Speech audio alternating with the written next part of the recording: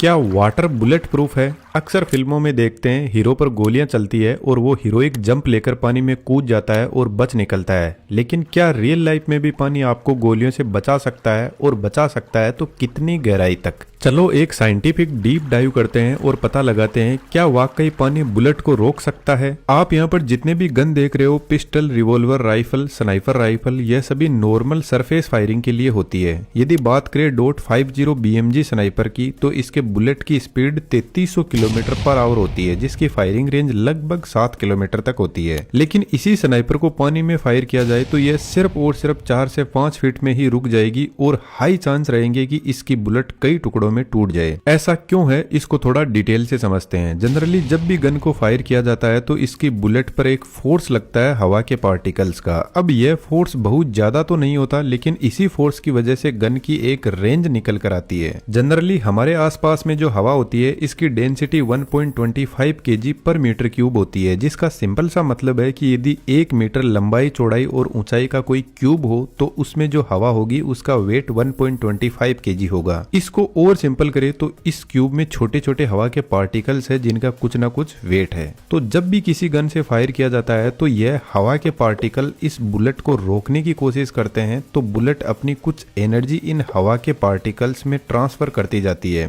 और आगे बढ़ती रहती है। जब बुलेट की पूरी एनर्जी ट्रांसफर हो जाती है तो यह एक जगह रुक जाएगी और इसकी रेंज निकल जाएगी। लेकिन यह टोटल रेंज है। इफेक्टिव रेंज वह होती है जब बुलेट के पास में इतनी स्पीड और पावर हो कि वह अपने टारगेट को क्रॉस कर जाए।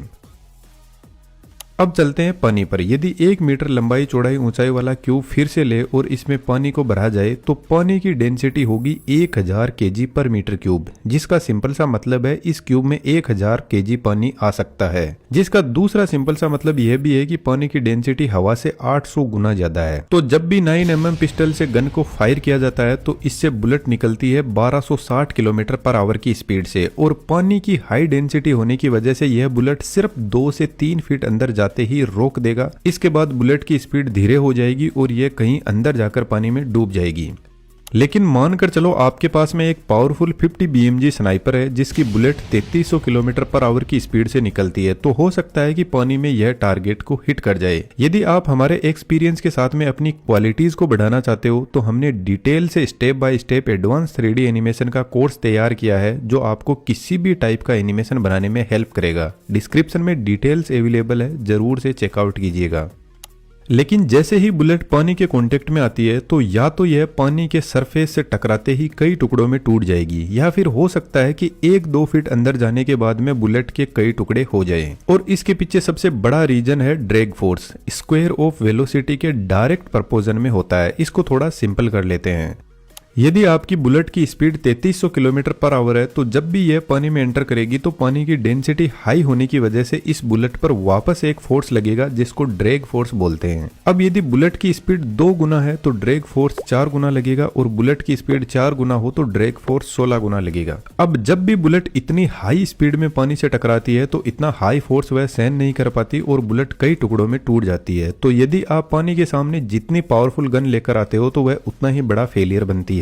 हो सकता है उसकी बुलेट पानी में एंटर ही ना कर पाए। लेकिन एक नॉर्मल पिस्टल जिसकी स्पीड 1260 किलोमीटर पर आवर है, वह पानी में 2-3 फीट तक एंटर कर जाती है। इसके टुकड़े नहीं होंगे, लेकिन वह 2-3 फीट के बाद में स्पीड स्लो हो जाएगी और पानी में डूब जाएगी। एक कंडीशन यहाँ पर और है, पानी के साथ में यह भी बहुत ज्यादा मैटर करती है कि आप कौन से एंगल से फायर कर रहे हो। जैसे हमारे पास में यह कंडीशन है, बहुत सारे शूटर बैठे हैं अपने हार्डवेयर लेकर टारगेट को हिट करने के लिए। अब यदि सिर्फ पानी के सरफेस से 5 से 15 डिग्री के बीच में फायर किया जाएगा तो बहुत हाई चांस है कि आपकी बुलेट पानी में एंटर ही ना कर पाए, और एंटर कर भी लिया तो यह टुकड़ों में टूट जाएगी। कुछ स्टडीज का ऐसा कहना है कि 11 डिग्री के ऊपर जब फायर किया जाता है तो बुलेट पानी में एंटर कर जाती है।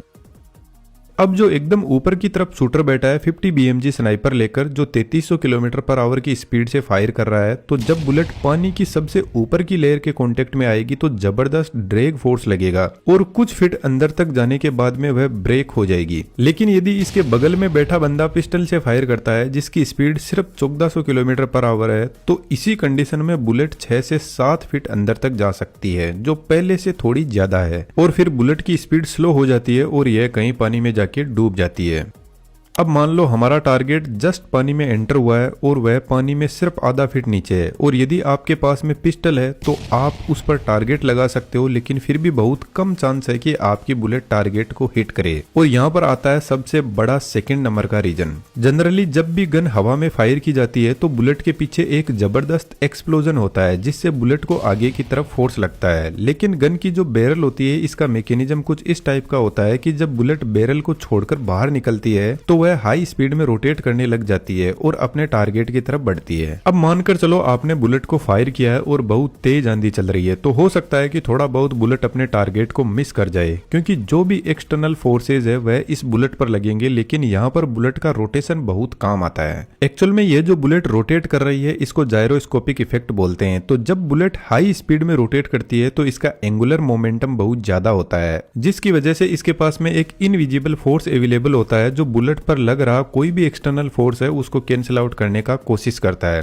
चलो इसको थोड़ा सा सिंपल करते हैं। यदि आपने स्पिनिंग टॉप को घुमाई हो तो घूमते टाइम यदि आप इस पर कोई फोर्स लगाते हो तो यह उसको रजिस्ट करता है और वापस अपनी पोजीशन पर आ जाता है। तो इस रोटेशन से एक्चुअल में बुलेट पर जो भी एक्सटर्नल फोर्स लग रहे हैं आंधी की वजह से उनको हैंडल करते हुए अपने डायरेक्शन में स्ट्रेट आगे बढ़ती जाती है। तो सरफेस लेवल पर इसका हमें एक अच्छा फायदा मिलता है, लेकिन पानी में यह प्रॉब्लम बन जाती है। जब भी हाई स्पीड में रोटेट करती हुई बुलेट पानी में एंटर करती है तो रोटेशन की वजह से यह सीधा न जाकर अपना रास्ता चेंज कर लेती है। अब ऐसी कंडीशन में यदि टारगेट ऊपर भी है तो उसको हिट करना आसान नहीं होता।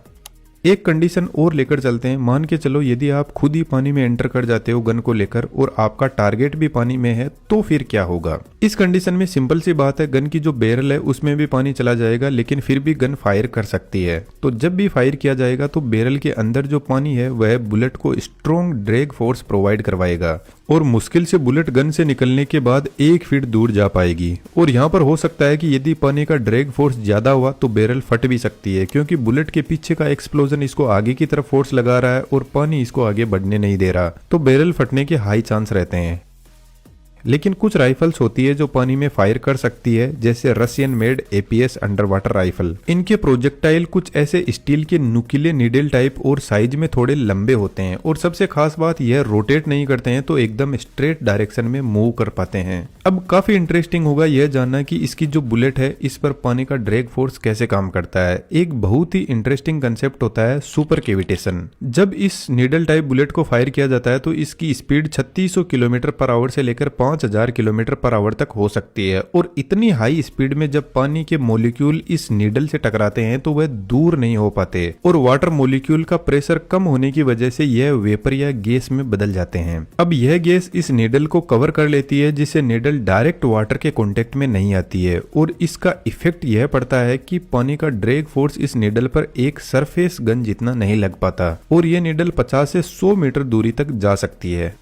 अब हो सकता है कुछ लोगों के दिमाग में यह क्वेश्चन आया होगा कि स्पीड तो सरफेस बुलेट की भी बहुत होती है, तो फिर वह सुपर कैविटेशन स्टेज में क्यों नहीं पहुंच पाती। इसके पीछे सबसे बड़ा रीजन है इनकी डिजाइन। जो नॉर्मल सरफेस गन के बुलेट होते हैं उनको एरोडायनामिक बनाया जाता है ताकि यह हवा में ज्यादा दूरी तक जा सके, लेकिन इसका जो सरफेस एरिया होता है वह इस नीडल से ज्यादा होता है, और इतने सरफेस एरिया की वजह से जैसे ही यह पानी में एंटर करती है तो इस पर ड्रैग फोर्स ज्यादा लगता है। लेकिन नीडल के केस में इस पर ड्रैग फोर्स कम लगेगा, जिससे यह अपनी स्पीड को थोड़ी लॉन्ग दूरी तक मेंटेन कर पाती है, जिससे वेपर बनना स्टार्ट हो जाएगा। सुपर कैविटेशन उस कंडीशन में काम करता है जब बुलेट की इतनी ज्यादा हाई स्पीड हो कि उसके सामने का पानी वेपर में बदलने लग जाए, और पानी में स्पीड कायम तभी रह सकती है जब उसका सरफेस एरिया कम हो। तो यह जो एक कैविटेशन थ्रेशोल्ड यहाँ पे बना हुआ है उसको सरफेस बुलेट क्रॉस नहीं कर पाती है। तो फाइनली सरफेस गन को पानी में फायर करने का कोई खास मतलब निकलता नहीं है। आप भी हमारे एक्सपीरियंस के साथ में ऐसा बेहतरीन एनिमेशन सीख सकते हो। डिस्क्रिप्शन में डिटेल्स अवेलेबल है। आप चैनल को सब्सक्राइब करके और भी ऐसे बेहतरीन वीडियो देख सकते हो। Thank you.